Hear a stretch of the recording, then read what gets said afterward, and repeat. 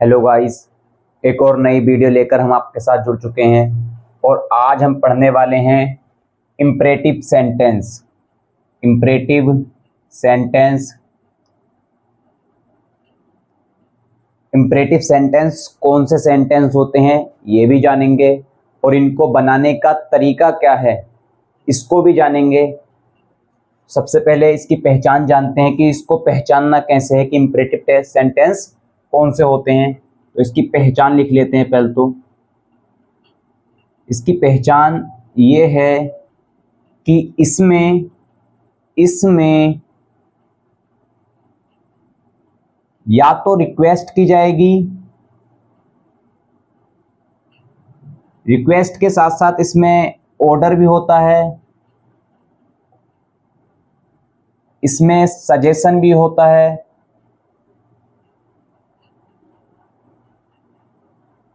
Proposal भी इसमें आता है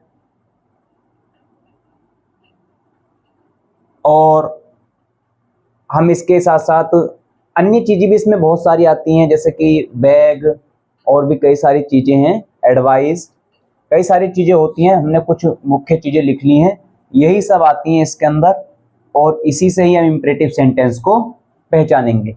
ये तो हमारी बुक वाली बात हो गई। जब बुक वाली बात है तो फिर बुक में से ही पढ़ लेते। ऐसा नहीं है, हम आपको अपनी तरफ से कुछ एडवांस में बताने वाले हैं, कुछ अलग से बताने वाले हैं कि इसको कैसे पहचानना है। देखिए, उसको पहचानने का तरीका बहुत आसान है। आसान ऐसे है कि इसमें कार्य करने वाला व्यक्ति कौन होता है? सब्जेक्ट होता है।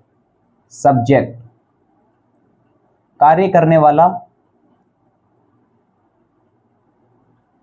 छिपा होता है। इसमें जो कार्य करने वाला व्यक्ति है वो छिपा होता है।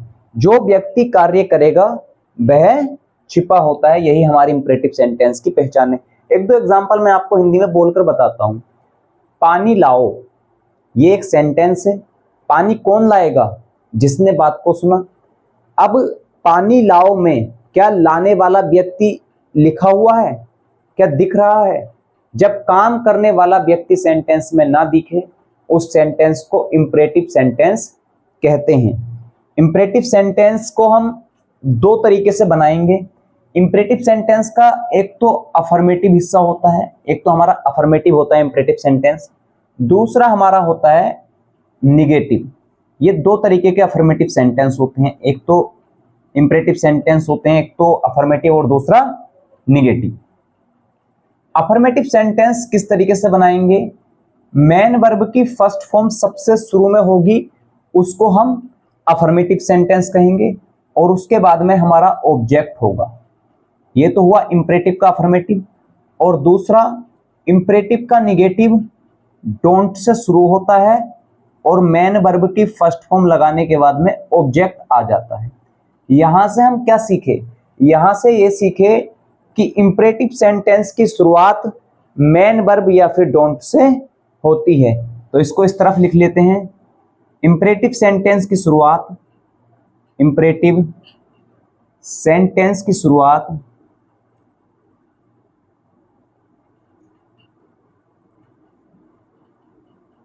इंपरेटिव सेंटेंस की शुरुआत मेन वर्ब की फर्स्ट फॉर्म या डोंट से होती है। डोंट से होती है। ये तो एक हमारे सामने चीज आ गई है। इंपरेटिव सेंटेंस की शुरुआत मेन वर्ब या डोंट से होती है, वही सेंटेंस हमारा इंपरेटिव होता है। इसको एग्जांपल समझते हैं, दो चार सेंटेंस लिखते हैं। एक सेंटेंस हमने खूब सुना है बचपन से, स्टैंड अप। स्टैंड अप, इसमें शुरुआत कहां से हुई? स्टैंड से, जो कि एक मेन वर्ब है। ये सेंटेंस हमारा इंपरेटिव है। ऐसे ही कम हेयर, इस सेंटेंस में शुरुआत कहां से हुई? कम से।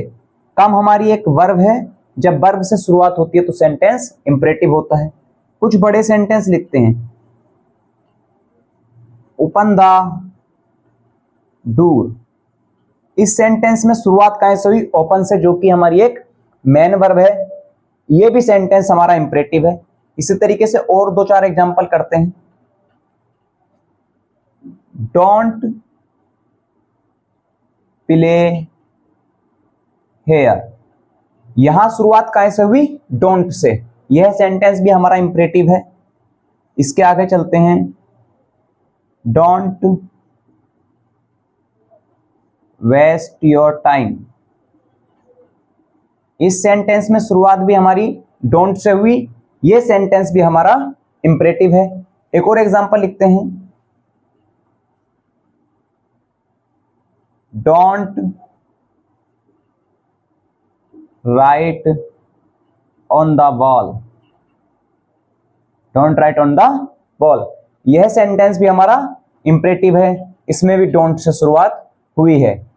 इंपरेटिव सेंटेंस को पहचानने का दो ही तरीके हैं, या तो सेंटेंस मेन वर्ब से शुरू होगा या फिर सेंटेंस डोंट से शुरू होगा। हिंदी की बात नहीं कर रहे हैं हम, क्योंकि हम हिंदी अभी पढ़ भी नहीं रहे हैं। हम तो इंग्लिश टू इंग्लिश जानने की कोशिश कर रहे हैं। यहां हमने इंपरेटिव सेंटेंस को समझ लिया है। अब इसका दूसरा पार्ट समझने की कोशिश करते हैं कि इसका दूसरा पार्ट क्या होता है। इसको आप नोट कर लीजिए, इसको मैं रफ कर दूसरा पार्ट करता हूं।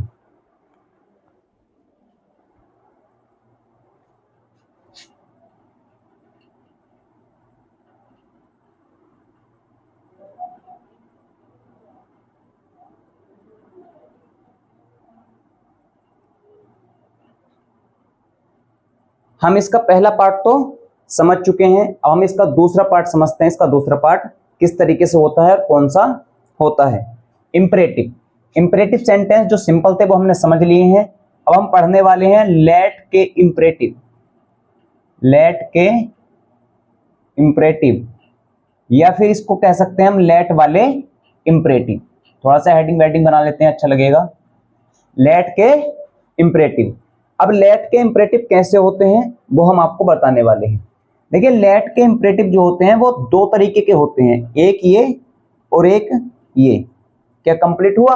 अब देखो, मैं लिखकर बताने वाला हूं यहां आपको कि लेट के इंपरेटिव कौन कौन से होते हैं। एक तो लेट का जो इंपरेटिव होता है वो लेट के तुरंत बाद अगर मैं कोई अन्य सब्जेक्ट रख दूं, कोई भी सब्जेक्ट, लेट के बाद में, सॉरी, ये लेट मेन वर्ब है और इसके बाद में ऑब्जेक्ट आएगा। अगर लेट के बाद में कोई अन्य नाउन या प्रोनाउन, कोई अन्य नाउन या प्रोनाउन आता है तो इसे हम रिक्वेस्ट कहते हैं, इसे हम रिक्वेस्ट कहते हैं। और इसका अर्थ जो हम निकालेंगे, इसका मीनिंग काय में होगा? इसका मीनिंग दो में होगा, दो। जैसे कि हम कहते हैं ना, काम करने दो, तो इसका मीनिंग काय में होगा? दो में होगा। अगर हम लेट के बाद में क्या रख दें, यहां हमने कहा कोई अन्य नाउन या प्रोनाउन रख दें लेट के बाद में, तो उसका अर्थ दो होगा और वो सेंस काय का निकालेगा? रिक्वेस्ट का। अगर हम लेट के बाद में अस रख दें, क्या रख दें? अस। इसी को हम कहते हैं दूसरी भाषा में, दूसरी तरीके से कंट्रैक्टिव फॉर्म में, लेट्स। अगर हम लेट के बाद में अस रख दें या फिर उसको लेट्स कह देते हैं, तब ये हमारा होगा प्रपोजल। ये सेंस काय का निकालेगा? प्रपोजल का। और इसका अर्थ हम निकालेंगे, इसका मीनिंग हम निकालेंगे आओ, इसका मीनिंग हम निकालेंगे आओ। ये बात आप समझे, ये बात आप समझ चुके होंगे, मुझे उम्मीद है। अब हम एक दो एग्जांपल करते हैं लेट वाले सेंटेंस की। जैसे कि मैंने लिखा let me play, let me play. ये विदेशी बच्चे बोलते हैं, हमारे यहाँ तो कुछ और ही तरीके से बोला जाता है, लेट मी प्ले। लेट के बाद में क्या यहाँ अस है? नहीं। जब अस नहीं है तो ये हमारी रिक्वेस्ट है और इसका अर्थ हम दो में निकालेंगे। लेट दो मी, मुझे प्ले, खेलने, मुझे खेलने दो। ऐसी एक और एग्जांपल लिखते हैं, लेट हिम गो। लेट के बाद में क्या अस है?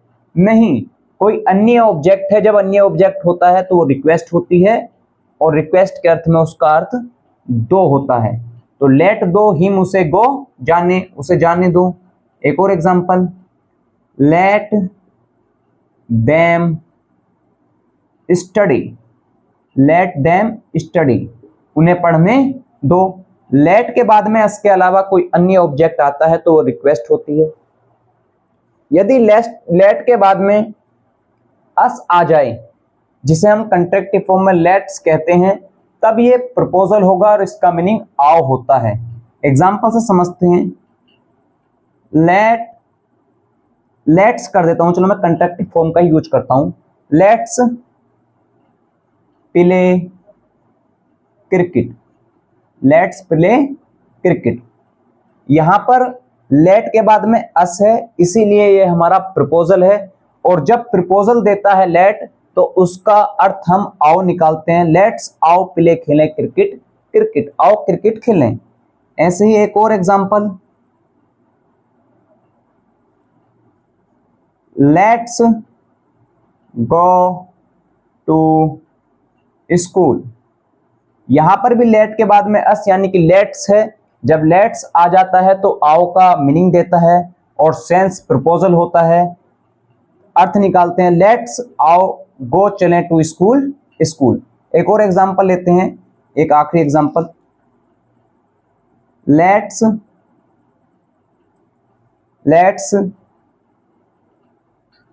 Do this, let's do this.